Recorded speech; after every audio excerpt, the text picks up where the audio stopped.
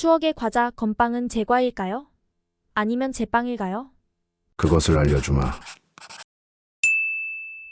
요새 많은 분들이 취미로 제과와 제빵을 배우고 계신데요. 자격증을 도전하시는 분들도 계시고 관심이 많아졌어요. 그런데 이 제과와 제빵은 서로 약간 다르다고 합니다. 첫 번째 차이점은 이스트의 유무입니다.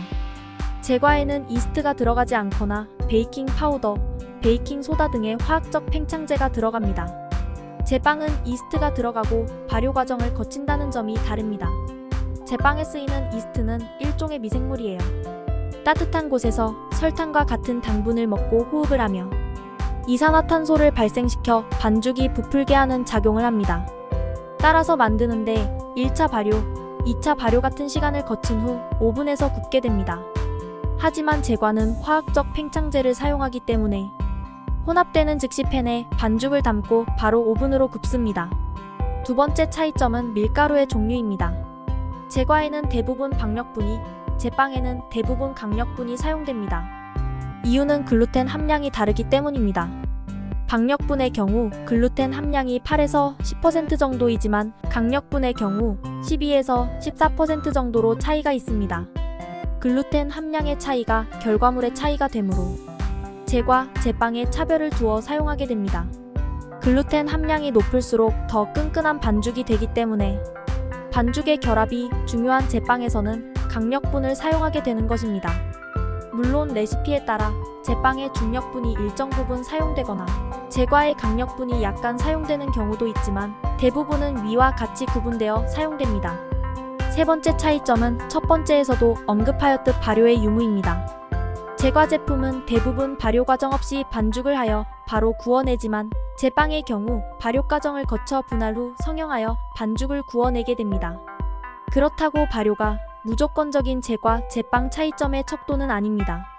발효하지 않는 무발효빵도 있고 반죽을 발효하지는 않지만 숙성 단계를 거쳐 구워내는 제과 제품도 있습니다. 위에서 말씀드린 세 가지 중 두 가지가 포함된다면 제과, 제빵을 분류하는 것이 어렵지 않을 것입니다.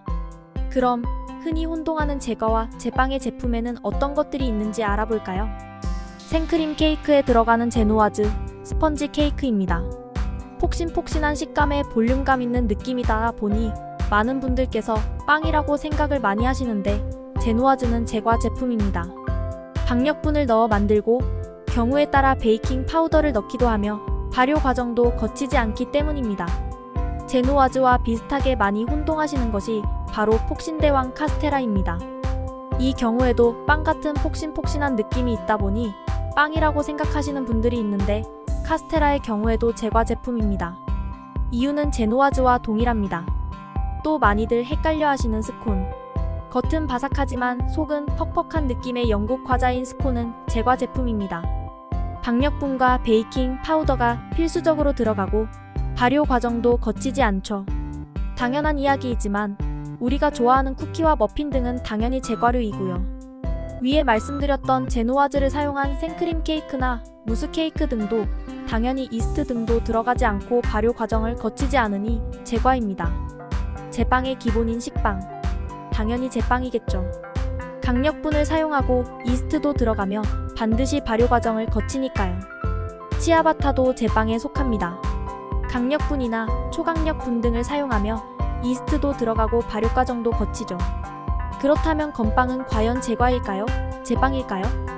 바삭바삭한 식감의 과자로 간식으로 많이 드시니 제과 같기도 하고 이름에 빵이 들어가니 뭔가 제빵일 것도 같고 헷갈리기는 하네요. 건빵은 제과와 제빵의 사이에 있지만 제빵에 좀 더 가깝다고 보는 게 맞습니다. 위에 말씀드렸던 조건에 제빵 쪽에 훨씬 부합하기 때문입니다.